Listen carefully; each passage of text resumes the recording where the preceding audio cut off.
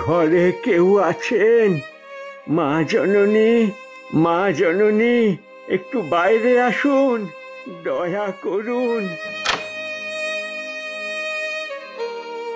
মা, কিছু ভিক্ষা দিন।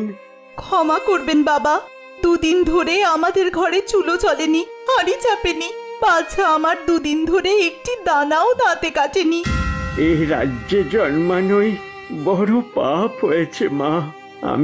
আমি আসি, দেখি কেউ এই বুড়ো মানুষটির ক্ষুধা নিবারণ করতে পারে কিনা। ভগবান একবারটি মুখ তুলে চেয়ে দেখো, তোমার সন্তানেরা উপবাসী। মহারাজের সুনজর কবে যে পড়বে নগরবাসীর উপর।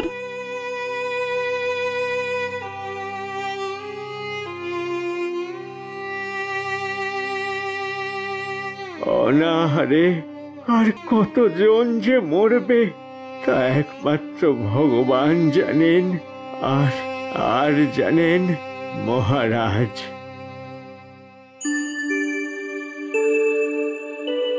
বাবা বাবা বাবা, কি সুচারু কাজ! চমৎকার চমৎকার, অতি উত্তম।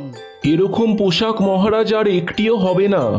মখমলি কাপড়ের উপর সুচারু নিপুণ কাজ, সঙ্গে মণিমুক্ত মাণিক্যের চমক, দুনিয়ায় ওই একটিই আছে। এ পোশাক আমার বড়ই ভালো লেগেছে। বলো বলো, কত মূল্য দিতে হবে এই পোশাকের জন্য? 1,00,000 টাকা। মন্ত্রী, যাও, রাজভাণ্ডারীকে পোশাকের যথাযথ মূল্য দিতে বলো পোশাক শিল্পীকে। যথাজ্ঞা মহারাজ। আপনি আসুন আমার সঙ্গে।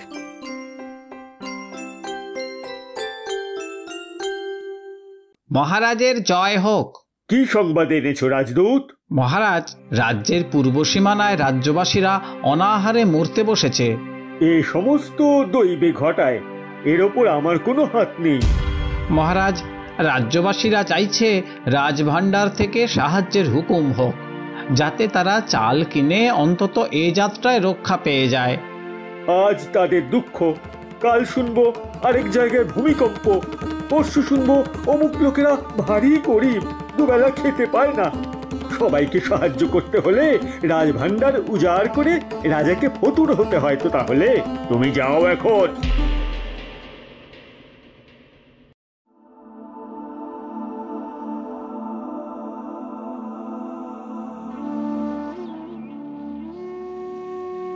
মা, বড় খিদে পেয়েছে, খেতে দাও মা, খেতে দাও। আর পারছি না, পেট জ্বলে যাচ্ছে তো। মহারাজের জয় হোক।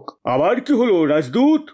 মহারাজ, পূর্বে দুর্ভিক্ষ বেড়েই চলেছে, দলে দলে অনাহারে লোক মরতে লেগেছে। তা আমি কি করতে পারি? দোহাই মহারাজ, আর বেশি কিছু চাই না। 10,000 টাকা দিলে লোকগুলো আধ পেটা খেয়ে বাঁচে। এত কষ্ট করে বেঁচে থেকে বা লাভ কি? 10,000 টাকা বুঝি বড় সহজ মনে করেছো? দেবতার কৃপায় কত কোটি টাকা রাজভাণ্ডারে মজুদ রয়েছে, যেন টাকার সমুদ্র। তার থেকে 1-8 ঘটি তুললেই বা মহারাজের ক্ষতি কি? দেদার থাকলেই কি দেদার খরচ করতে হবে? প্রতিদিন আতরের সুগন্ধে, পোশাকে, আমোদে আর প্রাসাদের সাজসজ্জায় যে কত টাকা বেরিয়ে যায়, তার খানিকটা পেলে লোকগুলো প্রাণে বাঁচে মহারাজ। ভিখারি হয়ে আবার উপদেশ শোনাতে এসেছো? আমার টাকা আমি সিদ্ধ করে খাই আর ভাজা করে খাই, সে আমার খুশি।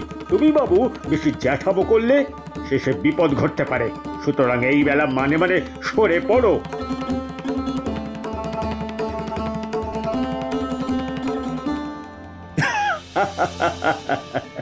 বেটা ভয় পেয়ে গেছে। যত বড় মুখ নয় তত বড় কথা। 200-500 হতো তবুও না হয় বুঝতাম। দারোয়ানগুলোর খোরাক থেকে 2-4 দিন কিছু কেটে রাখলে টাকাটা উঠে যেত। কিন্তু তাতে তো এদের পেট ভরবে না। একেবারে 10,000 টাকা হেঁকে বসলো। ছোট লোকের এক শেষ।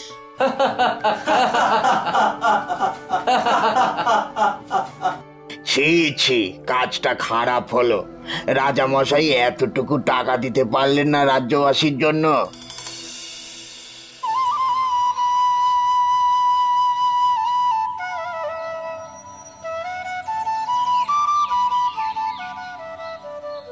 মহারাজের জয় হোক। মহারাজ, একজন সন্ন্যাসী এসেছেন আপনার সঙ্গে দেখা করবেন বলে। আসতে বলুন।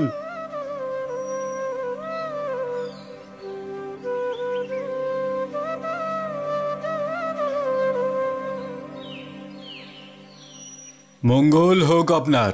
দাতা কর্ণ মহারাজ, ফকিরের ভিক্ষা পূর্ণ করতে হবে। ভিক্ষার বহরটা আগে শুনি, কিছু কম করে বললে হয়তো বা পেতেও পারেন। আমি ফকির মানুষ, আমার বেশি নিয়ে দরকার কি? আমি অতি যৎ কিঞ্চিত সামান্য ভিক্ষা রাজভাণ্ডারে একটি মাস ধরে প্রতিদিন পেতে চাই।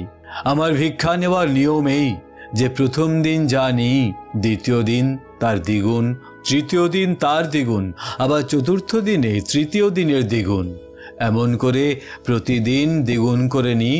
এই আমার ভিক্ষার রীতি। তা তো বুঝলাম, কিন্তু প্রথম দিন কত চান সেটাই হলো আসল কথা। 2-4 টাকায় পেট ভরে তো ভালো কথা, না হলে একেবারে 20-50 হেঁকে বসলে সে যে অনেক টাকায় গিয়ে পড়তে হবে। মহারাজ, ফকিরের কি লোভ থাকে? আমি 20-50ও চাইনে, 2-4 টাকাও চাইনে। আজ আমায় 1 পয়সা দিন, তারপর 29 দিন দ্বিগুণ করে দেওয়ার হুকুম দিন। তবে তাই হবে, আমি রাজভাণ্ডারীকে আদেশ দিয়ে দিচ্ছি।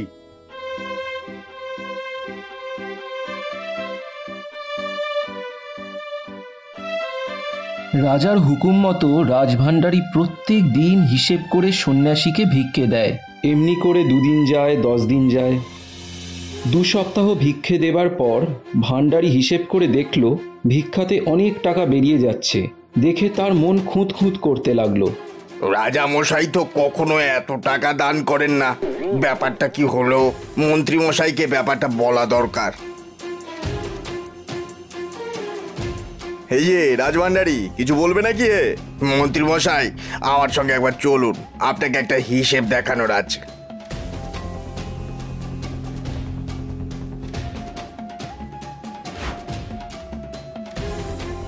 এই দেখুন মন্ত্রী মশাই, এ হলো 2 সপ্তাহের ভিক্ষের হিসেব। ভিক্ষার বহরে যে রাজকোষ থেকে অনেক অর্থ বেরিয়ে যাচ্ছে। হ্যাঁ, তাই তো হে, এটা তো আগে খেয়াল হয়নি। তো এখন তো আর উপায় নেই, মহারাজের হুকুম নড়চড় হতে পারে না।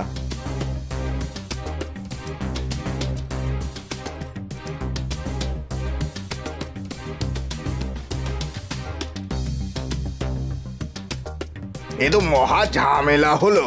যাই, মন্ত্রী মশাইকে গিয়ে দেখিয়ে আসি। মন্ত্রী মশাই, এই দেখুন এই কয়দিনেই কত হয়েছে।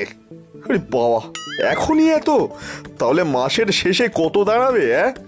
আগে এই তা তো হিসেব করা হয়নি এখনো। দৌড়ে যাও, এক্ষুনি খাজাঞ্চিকে দিয়ে একটা পুরো হিসেব করিয়ে আনো। যাও যাও যাও। আমি এখনই যাচ্ছি। আরে কে কোথায় আছো? আমার জন্য বরফ জলের পট্টি নিয়ে এসো। আরে বাবা,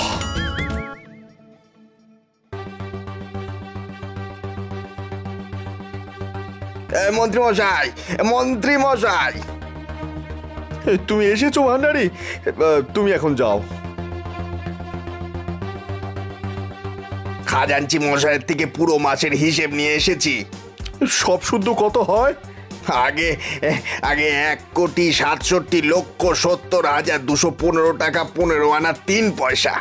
তামাশা করছো নাকি? আগে তামাশা করবো কেন, আপনি হিসেবটা দেখে নিন না। কি হলো মন্ত্রী মশাই, কি হলো আপনার? আরে বাবা, এই হিসেব দেখে মাথা চক্কর দিচ্ছে। মন্ত্রী মশাই, এই চলুন, মহারাজকে খবর দেওয়া প্রয়োজন। হ্যাঁ, চলো চলো চলো।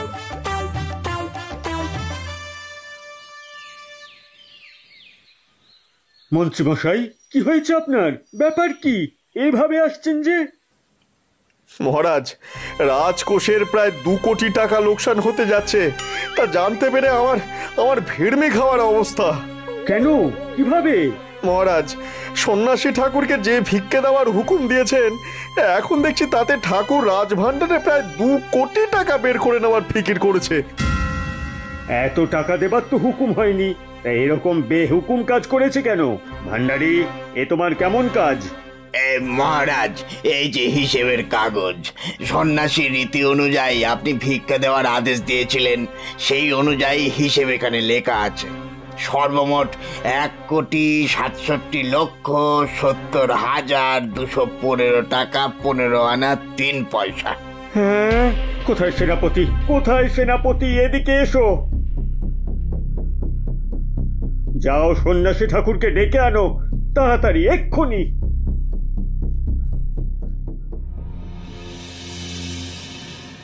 দোহাই ঠাকুর, আমায় ধনে প্রাণে মারবেন না। যা হয় একটা রফা করে আমার কথা আমায় ফিরিয়ে দিন। রাজ্যের লোক দুর্ভিক্ষে মরে, তাদের জন্য 50,000 টাকা চাই। এই টাকা নগদ হাতে হাতে পেলে আমার ভিক্ষা পূর্ণ হয়েছে বলে মনে করব।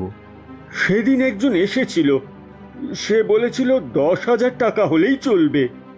আজ আমি বলছি 50,000-এর 1 পয়সা কম হলেও চলবে না।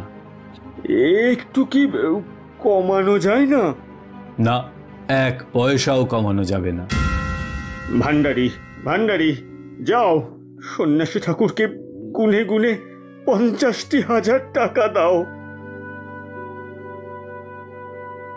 হায় হায় হায়, আমার রাজকোষ শূন্য হয়ে গেল, ফাঁকা হয়ে গেল, আমার লোকসান হয়ে গেল।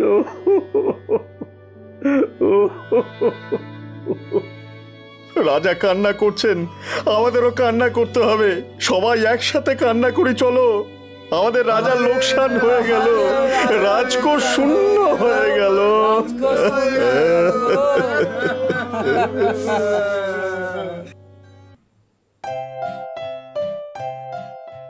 তোমাদের মহারাজ তোমাদের জন্য অর্থ পাঠিয়েছেন, তোমাদের দুর্দশা দেখে।